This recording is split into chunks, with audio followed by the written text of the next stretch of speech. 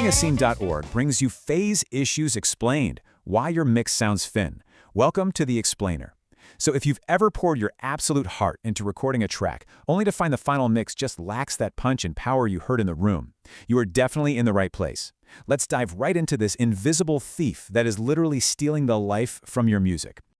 Okay, real quick, here is our roadmap for today. We're going to start with the invisible mix killer, define what phase actually is, look at how these problems happen, and then get into finding and fixing them.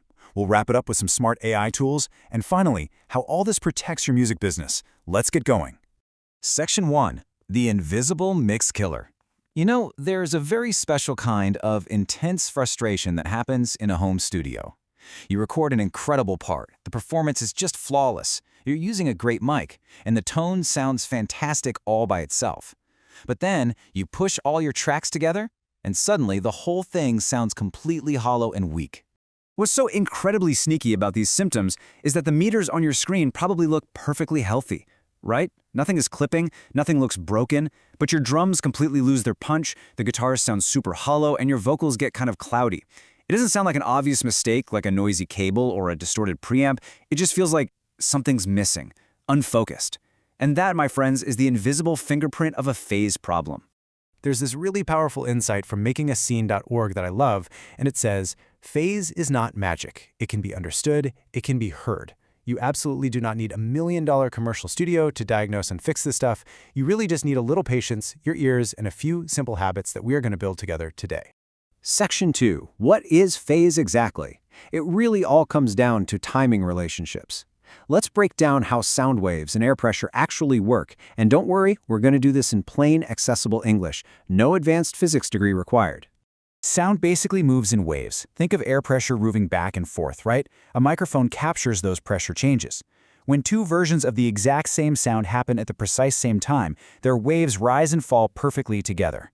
But phase is all about the timing relationships across a waveform. If there is even a tiny fraction of a second timing delay between your tracks, those signals become misaligned. They actually start to physically fight each other, causing some frequencies to combine and others to just completely cancel out. It's literally an invisible thief stealing the body right out of your mix. Now here is an absolutely crucial point, understanding the difference between phase and polarity, because home studio producers get tripped up on this all the time. Polarity is simply flipping a waveform completely upside down. What was positive becomes negative.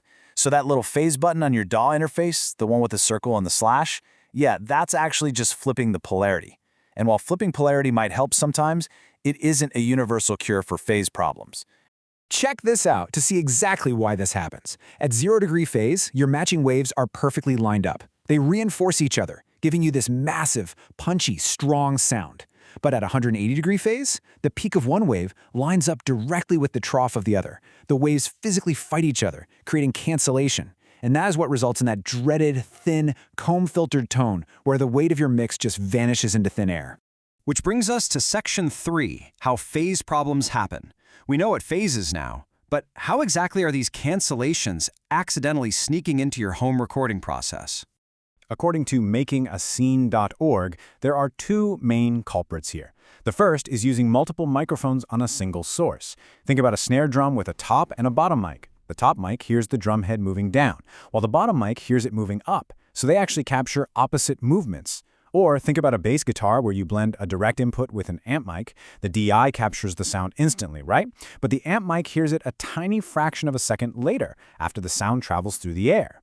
The second major culprit is inside the DAW itself, duplicating tracks, adding stereo wideners, or layering samples to create fake width. If you are tracking with multiple mics, here's a fantastic classic guideline to reduce that comb filtering, the 3-to-1 rule. If your first microphone is, say, 1 foot away from an acoustic guitar, your next microphone should be at least 3 feet away from the first one. Now, it's not a strict law of physics or anything, but it is a brilliant rule of thumb to ensure that if two mics hear the same sound, they're spaced in a way that minimizes those really destructive phase problems. Okay, so we know how it happens. Section 4, finding and fixing phase. Let's move out of diagnosis mode and into practical, actionable steps you can actually take in your DAW right now. Surprisingly enough, your absolute simplest solution is the mono button. I'm serious. Collapsing your mix to mono sums the left and right channels together, and this immediately exposes fragile fake width. If you click mono and suddenly your guitars vanish, or your snare loses its crack, or it just sounds like someone threw a heavy, wet blanket over your speakers, boom, you have a phase problem. Checking in mono while you record and layer is an absolute lifesaver. Here is the absolute fastest home studio phase test you can use today. Step 1, listen to the tracks together. Step 2, put a polarity invert tool on one track and just flip it on and off. Step 3, do not look at the screen. Just listen and choose the setting that gives you more body and a natural low end. That super simple 3-step workflow will instantly help you troubleshoot a hollow-sounding acoustic guitar or a weak drum kit. Now, if a simple polarity flip doesn't fix it, makingascene.org breaks down 5 structured ways to fix phase once it's already inside your computer. First is polarity, which we just talked about, great for fast flips. Second is time alignment. This is where you zoom way into the waveform and visually nudge the attack of a track so it perfectly lines up with the anchor track for better punch. Third is sample delay, using a plugin to move a signal by just tiny amounts by ear without having to drag files around. Fourth is phase rotation, which is for really complex fixes across the frequency spectrum. And fifth, subtraction, literally just muting the bad track entirely. Sometimes using one great mic sounds infinitely better than 2 fighting mics. Let's look at Section 5, Smart Tools and AI. Because modern software can honestly be a total game changer for independent artists trying to save some serious time. Makingascene.org recommends some incredibly powerful tools here. You have SoundRadix Auto-Align 2, which optimizes the phase of multi-mic recordings. There's Pi, which tracks phase interactions in real time across your whole mix. Melda Productions M Auto-Align detects ideal delays completely automatically.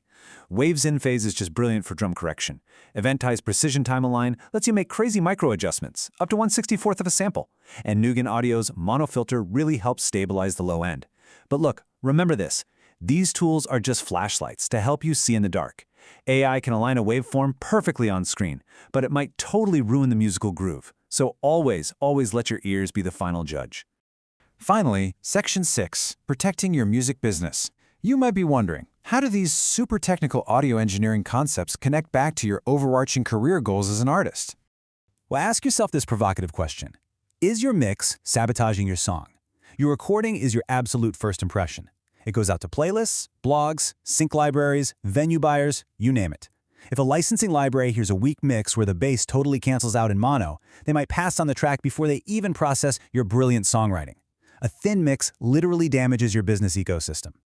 So the crucial takeaway here is this: fix the cause, not the symptom. Stop reaching for EQ as a band-aid. Seriously, if 2 mics are fighting, boosting the low end with an EQ is just going to give you a loud, muddy, weak mix.